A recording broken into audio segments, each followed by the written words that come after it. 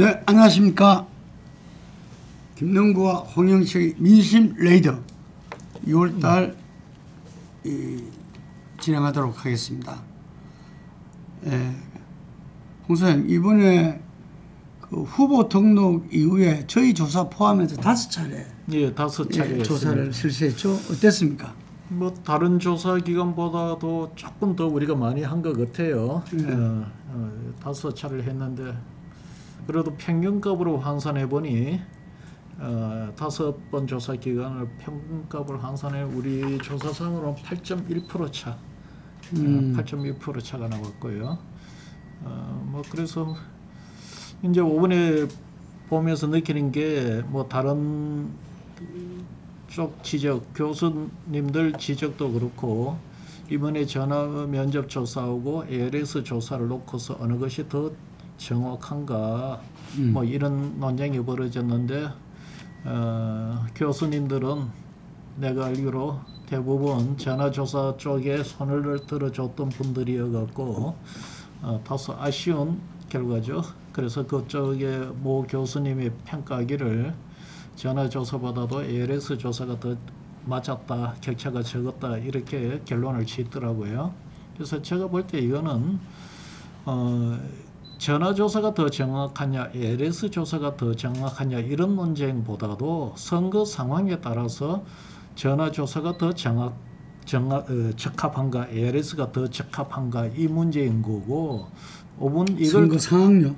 조사 상황에 그러니까 조사 정상적인 조사 상황, 예를 들어 후보가 선악으로 구분이 되지 않는 그런 상황이라면은 제가 볼 때 전화조사나 ALS 조사의 그 차가 크게 나지 않을 거예요. 그러나 소위 말하는 그 트럼프 대통령 선거나 이번 우리나라 선거와 같은 경우 특정 후보는 뭐 극적으로 표현하면 천사로 비춰지고 한쪽은 또 악마로 비춰지는 이런 구도가 되면은 소위 말하는 조사원과 응답자 간의 상호작용 효과, 그 저기 레포라고 하는데 그로 인한 오차가 발생하기 때문에 어떤 조사 상황이냐에 따라서 ALS 조사, 전화 조사가 더 적합할 수도 있고 덜 적합할 수도 있는데 이번의 경우는 적어도 ALS 조사가 좀 더 적합했다. 그러나 ALS 조사조차도 100% 접근 퍼펙트하지가 않았다. 단지 전화 면접 조사보다도 좀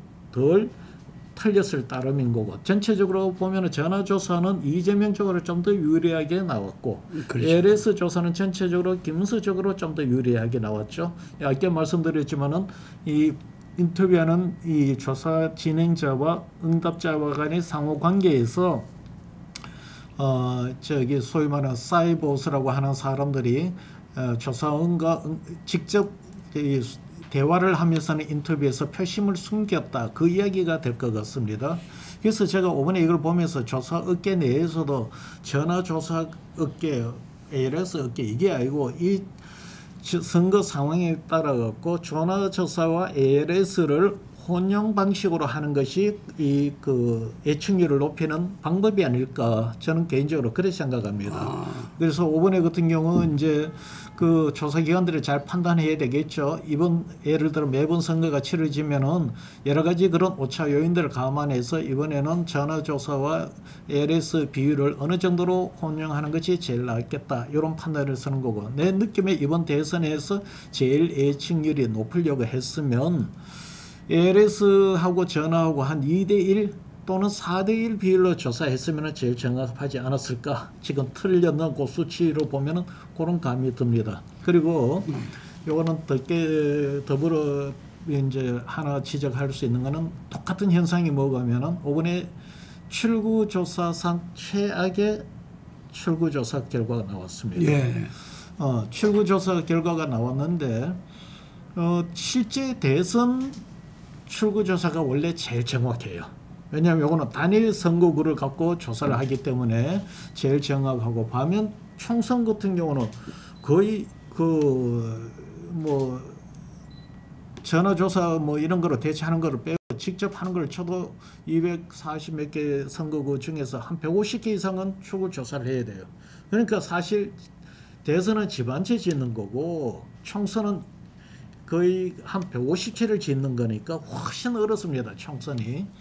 그래서 역대 대선 출구 조사를 보면은 총선이나 지방선거는 좀 틀릴 수가 있어도 대선은 굉장히 정확했어요. 그런데 이번에 유일하게 대선 이 출구 조사가 큰 폭으로 틀렸죠. 이게 왜 이렇게 틀렸느냐? 똑같은 업체들이 계속 노하우를 축적을 해왔는데 엄청 틀려버렸어요. 그건 딴 게 아니고 이제 방금 전화조사와 ALS 조사의 그 오차 요인, 즉 응답자한테 자기 그 속내를 드러내지 않으려고 하는 사이보수 때문에 그런 겁니다. 예를 들어 한번 생각해 보세요. ALS를 하면은 응답자가 알아요. 아, 이게 기계음이다. 사람하고 소통하는 상황이 아니라는 것을 전제로 해서 자기 표심을 그래도 좀 편하게 드러내줘요. 반면 상대가 물어오는 사람이 실제 조사원이 직접 물어오면은 이거는 뭐가면은 이 그 실제 저기 직접 보지 않는다는 것뿐이지 이 가상적 대면 상황이에요.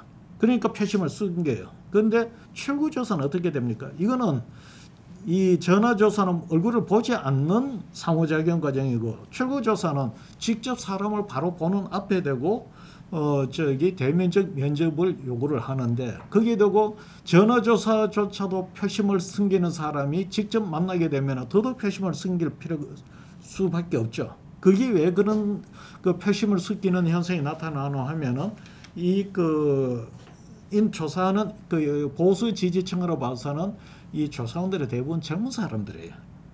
젊은 사람들이니까 자기하고 정치 성향이 다르다는 거잖아요.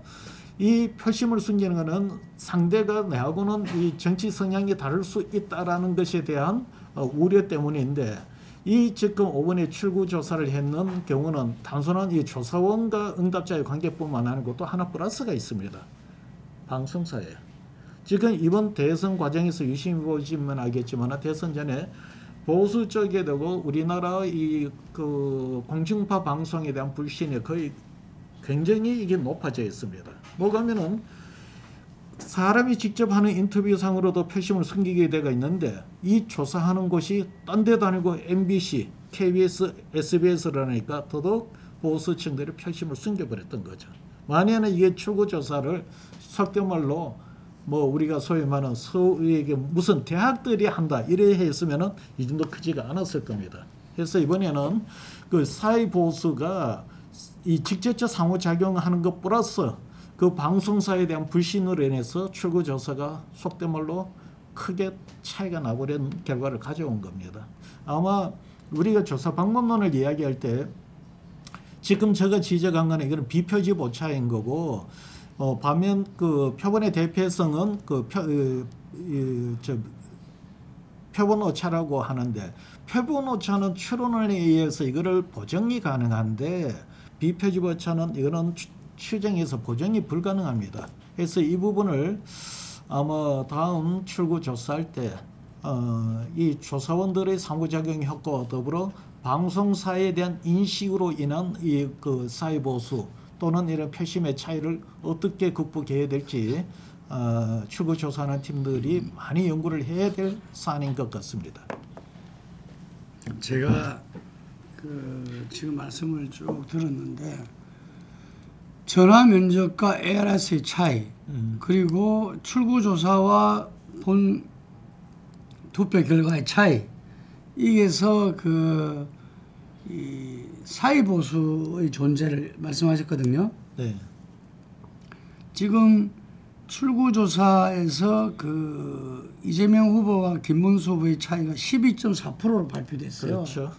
그런데 실제는 아까 27이었는데 한 8.3%. 8.3%. 본다면은 이게 4.1%입니다. 그렇죠. 4.1% 차이가 나는데 우리가 이게 묘하네요. 우리가 그동안 사회보수의 존재를 4, 5%로 이야기했지 않습니까? 이게 계속 우리가 방송에서 사회보수가 한 4, 5% 존재하는 것 같다. 이렇게 이제 전화 면접하고 AR의 차이가 그 정도 났었어요. 항상 보면 네. 특히 김문수 후보 예, 그렇죠. 지지율이. 왜냐하면 김문수 후보를 지지하는 사람이 사회보수 효과 때문에 지지도가 낮게 나왔다는 거잖아요. 전화 면접에서. 그 차이가 늘 그렇게 해왔거든요. 근데 출구조사하고 본조사 결과 차이가 결국 그 정도 차이가 또 나왔습니다. 그렇죠. 뭐 이제 사후적으로 봐서 지금 그런 식으로 추정하면 사회 보수가 4% 정도 되었다. 여러분 맞을 것 같습니다. 네. 이번 대선을 보면은 어쨌든 그 투표율에 있어가지고 네.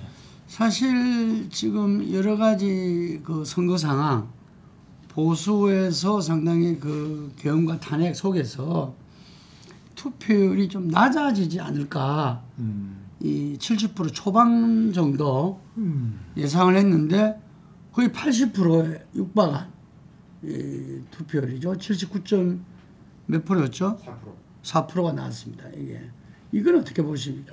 투표율 이렇게 뭐 투표 시간이 좀 늘어나는 이야기를 하지만은 지난 대선도 저기 그 재보궐 선거니까 그거는 동일한 조건으로 봐야 되겠고요. 그래서 내가 이번에 이거를 열심히 보면서 그 투표율의 흐름을 좀 봤어요. 사전 투표하는데 첫째 날은 사전 투표를 굉장히 높게 갔습니다. 예. 그래서 사전 투표 사상 최대치를 기록하지 않을까. 그런데 둘째 날에 가서 오후 2시경쯤 되니까 지난 대선보다도 사전 투표율이 떨어지기 시작하고 6시 끝날 무렵 되니까 지난 대선 때보다 2.몇 % 정도가 떨어졌어요. 사전 투표율이. 그래서 저는 이번에 본 투표율도 지난 대선보다 떨어지겠구나. 왜냐하면 사전 투표는 보수 쪽에서는 뭐 부정선거 의혹을 제기하기지만 그보다도 민주당이 사실상 조직을 동원해서 푸시하는 그런 면이 강해서 사실 이번에 민주당 지지자들이 굉장히 그 선거를 동의를 했기 때문에 사전 투표율이 지난 대선보다는 높을 거로 생각했는데 결국 한 2.몇 % 낮은 거는 내가 추론한 거는 민주당이 동원할 수 있는 조직적 동원의 표가 좀 한계에 왔구나. 그러면은 또 보수도 지금 졌는 선거다 생각에 투표율이 낮을 것이다. 이래 생각했는데 그런데 예상외로 투표율이 더 높아졌어요.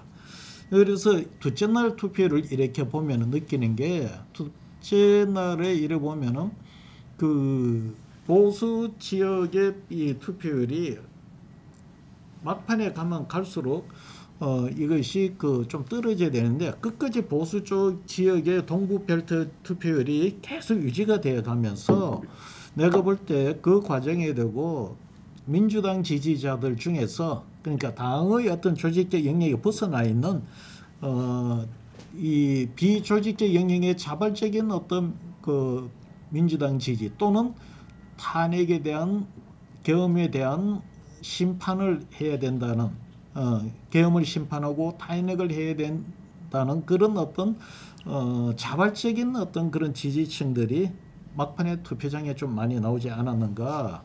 그래서 막판에 지지율이 뭐 좁혀진다, 더 벌어진다 이야기가 있었는데 제가 볼 때는 제가 예상했던 것보다는 우리가 마지막 조사의 그거로 봐갖고는 약간 더 벌어진 결과로 최종 종료가 되었습니다.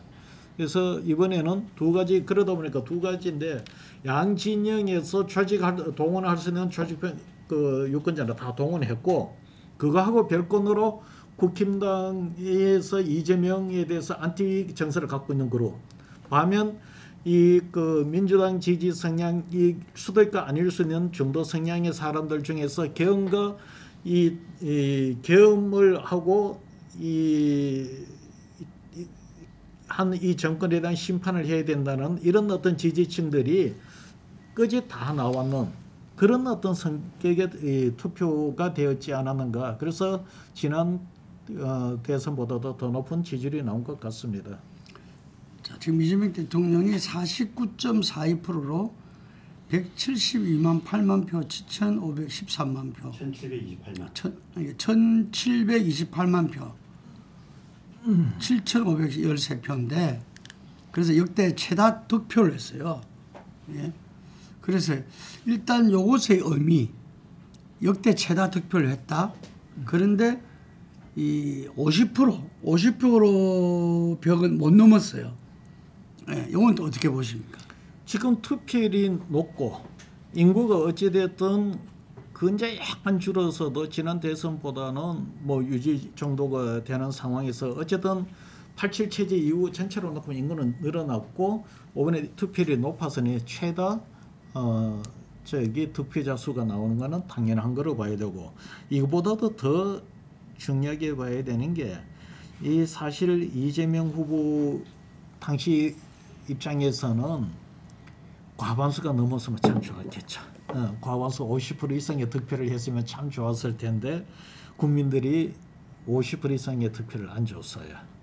그러니까 분명한 거는 이번에 이 계엄 세력, 반탄핵 세력들에 대한 심판이 국민들이 일차적으로 했음에도 불구하고 이재명 후보에게 과반의 표를 몰아주지 않는 것은 내가 볼 때는 국민들이 아주 절묘한 균형점을 잡아준 게 아닌가.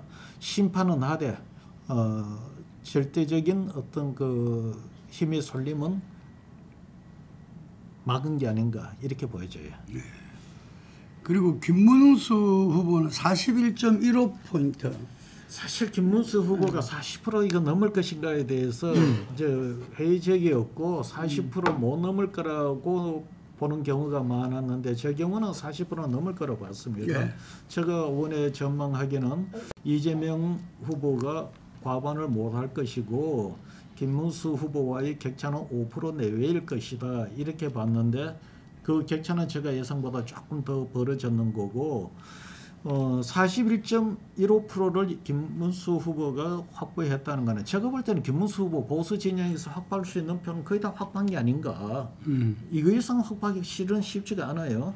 그래서 이게 지금 뭐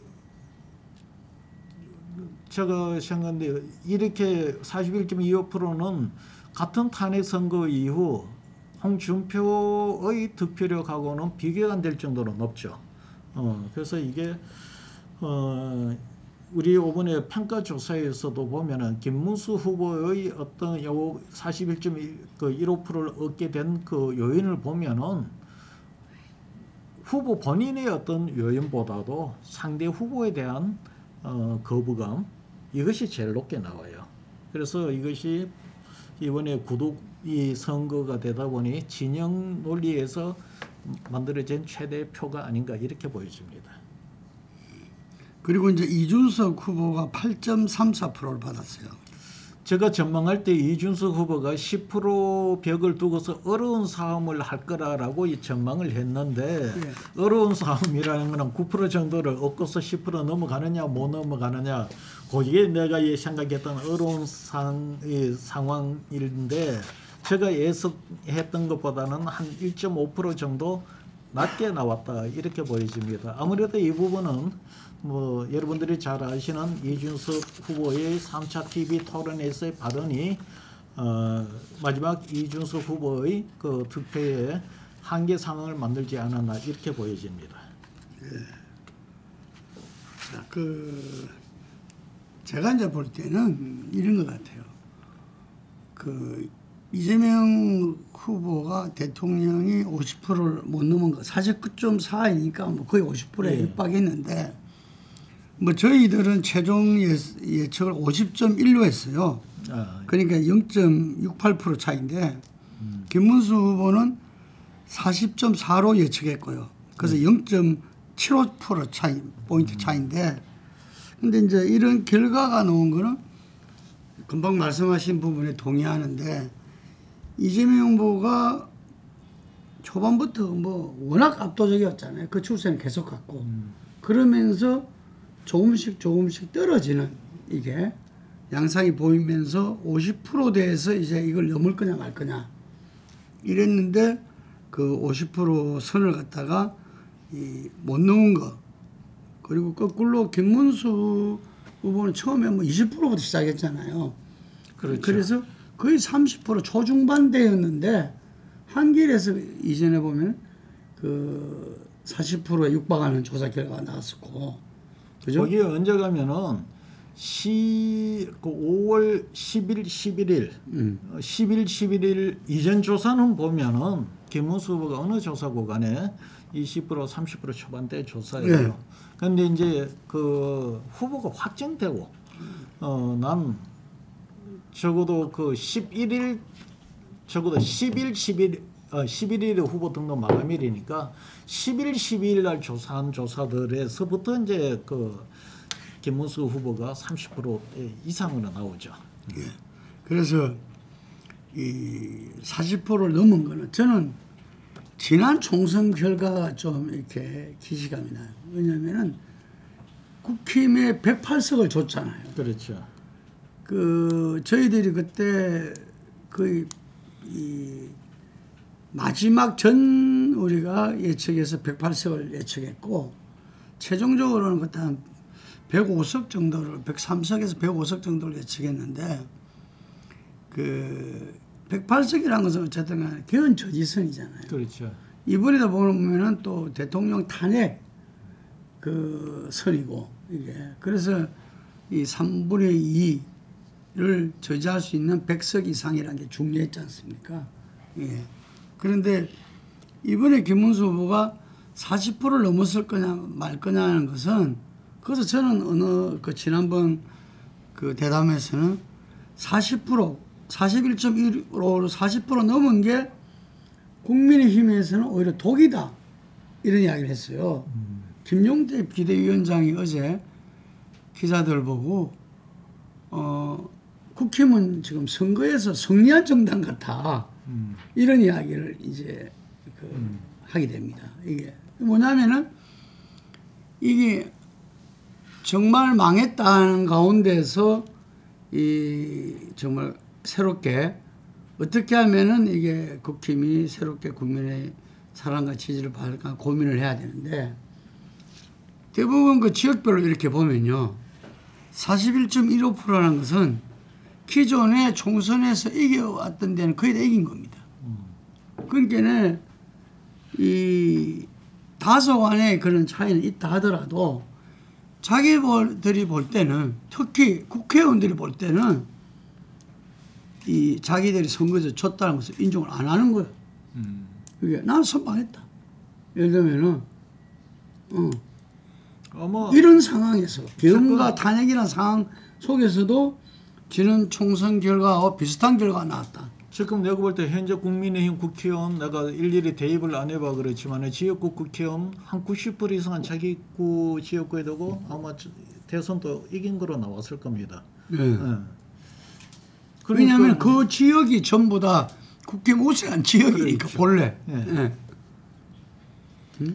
그런데 이제 뼈아프게 생각해야 되는 게 지난 대선에 두고 서울은 이겼어요.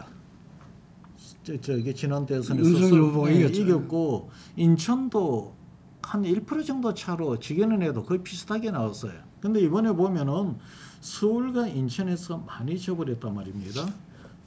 그래서 뭐 졌지만은 잘 싸웠다라고 이야기하지만 소위 말하는 수도권이 그나마 사실 지난 대선을 놓고 본다면은 이 수도권에 두고 어느 정도 지지 기반이 확산이 되어갈 초심을 보이던 것이 이번에 꺼져버렸어요. 그리고 사전 뭐 여러 여론조사 기관의 결과를 보면 하지만 2030 세대들한테 이준석한테 많이 뺏겨버렸어요. 이게 무슨 이야기가 하면은 수도권에서 지난해 확보했던 걸 잃어버리고 2030에서 기반이 재건 잠식을 당해버리면 시간이 지나가면 지나갈수록 현재 이 득표율 이것을 유지하기가 어려운 거라는 겁니다. 그래서 무슨 이야기가 오면은 뭐 이 정도의 지지를 확인한 거는 좋아요. 하는데 여기에 만에나 머물러서 졌지만 잘 싸웠다. 아까 이야기했듯이 김용태 비대위원장이 이야기했듯이 마치 당이 이긴 선거와 같이 생각한다라고는 그런 분위기에 젖어 있다면 제가 볼 때는 다음 총선 이번 의석 유지하기 힘들 겁니다. 네, 그래서 지금 곧 있을 내년에 또 지방선거가 준비하지 그렇죠. 않습니까? 네. 임기 1년 차에 벌어지는 선거인데 뭐 제가 듣기로는 이재명 대통령이 또 민주당이 내년 지방선거를 압승을 해야 그렇죠. 그 임기 이후에 이 동력을 갖고 그 개혁을 지속할 수 있다. 이런 생각을 갖고 있는데 지금 이제 국힘은 금방 말씀하신 대로 이 수도권, 중도층 이 부분에 대한 답을 못 가져가지고는 선거에서 전국적으로 이길 수가 없죠. 그렇죠. 이길 수가 없는데 지금 현재 수도권 의원이 얼마 안 됩니다. 현역 의원이. 그러다 보니까 다수의 국회의원들한테는 자기 지역에서 진 선거가 아닌 거예요. 이긴 선거인 거예요. 그래서 이 이긴 승리한 선거처럼 군다라는 말이 또 틀린 말도 아니냐. 그 사람들 의원이 대다수의 지역은 이겼거든. 자기 지역에서는. 그러니까 이게 전국적으로 이 전국 선거에서 이래 되면 국힘은 매번 질 수밖에 없는 정당이 되어버리는 거예요. 이게. 그래서 뭐 혹자가 이야기한 대로 불임 정당이 되는 거죠. 이게. 그래서 그렇고 우리가 한번 여쭙고 싶은데 아까 이준석 후보가 예상치보다는 낮게 나왔고 그것이 3차 TV 토론 영향이 컸다. 이렇게 이야기하는데 도대체 그 20대 남성과 30대 남성에서 37%하고 25.8%가 나왔어요. 그리고 지역색이 옅은 데에서는 이준석 후보가 또 자기 득표율, 평균 득표율보다는 더 높게 나왔거든요. 그래서 분명히 이 전체적으로 그 8.3% 거의 290만 표가 넘죠. 이게. 이건 어떤 의미를 부여할 수 있을까요? 사실 지금 이번에 이준석이라는 표를 우리가 거기에 대입을 시켜놓고 봐야 돼요. 김문수하고 이재명하고 놓고 본다면 8.3%를 이겼어요. 근데 거기에 이준석을 대입을 시키면 0.1%인가 오히려 졌어요. 예. 그러면 예를 들어 이준석이라는 저 지지층들이 이재명에 대해서 뭐 예를 들어서 적극적으로 지지하지 않더라도 이렇게 적극적으로 반대하지 않는 중립적 입장을 취하고 있다면은 제가 볼 때 김문수와 이재명의 그 격차가 정치적 의미를 그대로 가질 수가 있을 겁니다. 그런데 만약에 이준석 지지하는 저 지지표가 이재명 후보에 대한 안티적 성격을 갖고 있다면은 이것을 이재명과 김문수 후보의 그 8.3%만 갖고서 표의 의미를 해석하는 것은 좀 한계가 있을 겁니다. 그래서 이준석 표를 고려 두고서 우리가 해석해야 되는데 일단 원내 관계에서는 이준석은 그 세력이 뭐 어쨌건 의미가 없으니까 원내 세력만 놓고 본다면은 국민의힘과 민주당인이 압도적인 승리라고 볼 수가 있겠죠. 큰 승리예요. 사실 지금 우리 지금 87 선거 이후 전까지 보면 50% 득표한 후보가 없죠. 아니 그 박근혜가 51.15%. 그랬나요? 그 외에는 지금 보면 50%를 득표한 경우도 잘 없고 특히 이렇게 격차가 8.3%까지 격차, 즉 1, 2위 간의 격차가 이렇게 난 경우도 사실 지금 잘 없습니다. 세 번째입니다. 세 번째로 큰 세 번째로 크기는 해도 뭐 그때 보면 그것도 보면 한 번은 저기 문재인 경우도 당선될 때 보면 그 전 정부에 탄핵이 있었고 아마 이명박 때겠죠. 이명박은 그 이전 노무현 정부의 어떤 국정 파탄 이런 것들이 반영이 돼서 그렇게 됐는데 그때는 저기 뭐 내가 볼 때 어떻게 보면은 이길 수 있는 요인이 사실 지금 이재명보다도 어떻게 보면 덜 적었어요.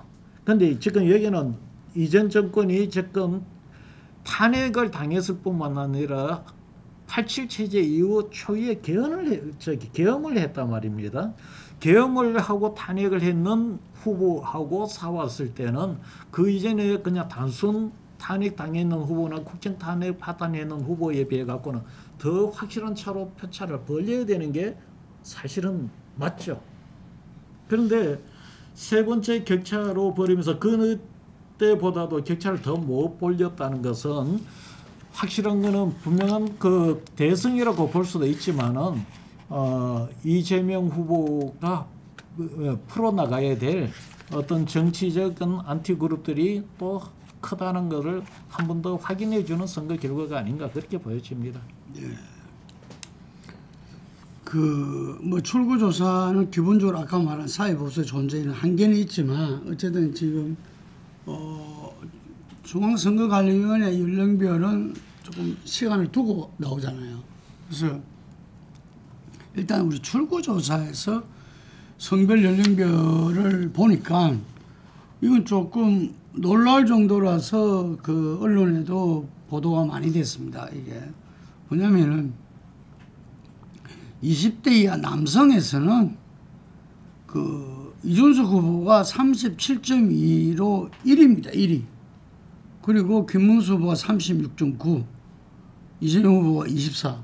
만약에 이준석 후보를 범보수라고 본다면은 거의 지금 66% 정도가 76% 정도가 지금 이대남 흔히 말하는 이대남에서 지지를 한 거고요.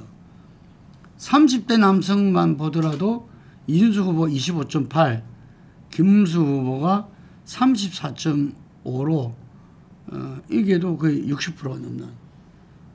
물론 20대 이하 여성과 30대 남성 이재명 후보가 58.2, 57.3이로서 압도적이에요. 그런데 20, 30대를 통틀어서 보더라도 범보수 후보한테 한 60% 정도가 갔다. 이건 어떻게 봐야 될까요? 이전에는 사실 20대, 20, 30대면 진보의 그 지지 기반 아닙니까? 근데 이게 이렇게 바뀌었어요, 지금. 일단 제가 뭐 평소에 이야기하는데 세대 그 이야기를 할 때 하는데 지금 2030 세대들은 40, 50 세대들하고 그 세대 문화적 차이가 확연하게 구분되는 집단입니다. 소위 말하는 40, 50 세대들은 386과 그 포스트 386 세대, 즉 386의 후배 그룹들인 반면 이 지금 2030 세대들은 소위 말하는 사회운동이나 그것하고는 단절이 되는 세대로서 소위 말하는 수능 세대들이에요. 이 세대들이 갖는 이 사회 문화적인 어떤 그런 특징이 그 이전의 어떤 그 구조적인 시각에서 바라보는 어떤 386과 포스트 386은 확연히 구분되는 것이 이제 가면 갈수록 표로 이게 나타내는데 이 2030과 40 이후의 관계에서는 진보적 개념과 보수 개념의 차이로 거기에 나타나고 거기 이준석이라는 인물이 개입이 되어 갖고 2030 내에서 남녀 성별로 이제 그 나누는 부분이 이제 발생을 하는데 그러다 보니까 지금 만약에 개혁신당에 이준석 후보가 아닌 다른 인물이 나갔다면은 예를 들어서 20대 내에서도 남녀간의 표차가 많이 났을 수가 있겠죠. 났을 수가 있겠지만 그럼에도 불구하고 제가 볼 때는 개혁신당의 지지율 전체 평균에는 큰 차이 없이 그리 갔을 것이다 이래 봐요.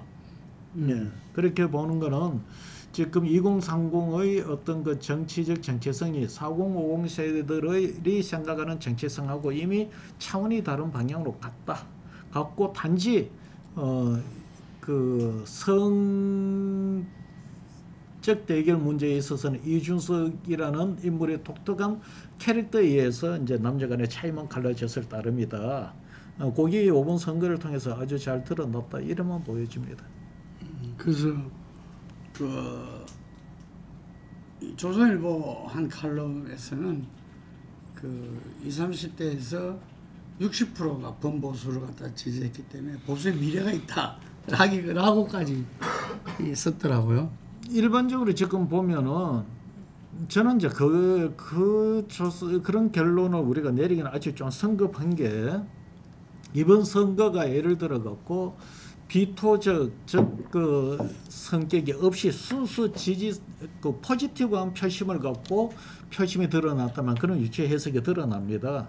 그런데 이번에는 이 민주당 지지자는 윤석열과 그 반탄 세력들에 대한 극도 혐오감으로 거기에 뭉쳐 있고, 반면 여기 그 김문수 지지층들은 또 이재명에 대한 혐오감으로 뭉쳐져가 있는데, 그 혐오감들이 각각에 대한 비토 혐오감들이 정치적 이 정체성, 저기 보수 진보하고 많이 일치는 해도 100% 일치하는 건 아니에요. 만약 그 혐오감을 걷어내놓고 봤을 때 과연 그 수치대로 나올 것인지는 그거는 조금 다를 수가 있다고 봐요. 네. 그 지역별로는 제가 조금 언급을 하고 넘어가도록 하겠습니다. TK 호남에서는 고정적 지형이 유지됐다. 큰 틀에서 수도권 충청권은 진보가 우세했다. PK에서는 유동성이 정대됐다. 저 보수 특파의 균열이 일어난 거죠. 그 TK 같은 경우는 김문수가 대구 67.6, 경북 66.9, 70%는 못 넘었으나 이재명은 민주당 후보 중에서 그동안 대선에서 역대 최고 득표율 대구 23.2, 경북 25.5, 30%를 넘지 30%는 못 넘었지만 경북에 한 25% 정도 육박하는 것이 나왔고, PK에서는 이재명 후보가 부산 40.1, 울산 42.5, 경남 39.4로 역대 최대 PK에서는 40%를 돌파했습니다. 이제 호남에서는 이재명 후보가 강주 84.8, 전남 85.9, 전북 82.7로 압승을 했는데, 김문수 후보가 보수 후보 득표율 두 자리에서 다시 한 자릿수로 9%로 머물렀죠. 그래서 이 전체적인 선거 결과는 홍 소장님 한마디로 요약하자면 어떻게 볼 수 있겠습니까? 지역별로 한다면은 TK 호남은 고정표가 그대로 유지가 되었고, 또 한편에서는 동부벨트와 서부벨트의 그 표심의 차도 드러났습니다. 남부 지역으로 기준으로 하면은 호남과 영남이지만 그거를 중부 지역까지 끌어올리면은 동부 쪽은 충청까지, 충북은 아닙니다만 강원까지 이어져서 동부 벨트가 보수적 성향이 남아 있고, 반면 이 서쪽은 충청, 서울, 경기, 인천까지 서부 벨트는 저기 이재명 민주당 우위 요 동서구도가 그대로 유지가 된 면이 있다. 약하는 데서도 유지가 됐다. 두 번째, 충청권의 표심이 특징인데, 충청권은 제가 볼 때 기본적으로 인구 구조의 변화가 반영이 된 측면이 큽니다.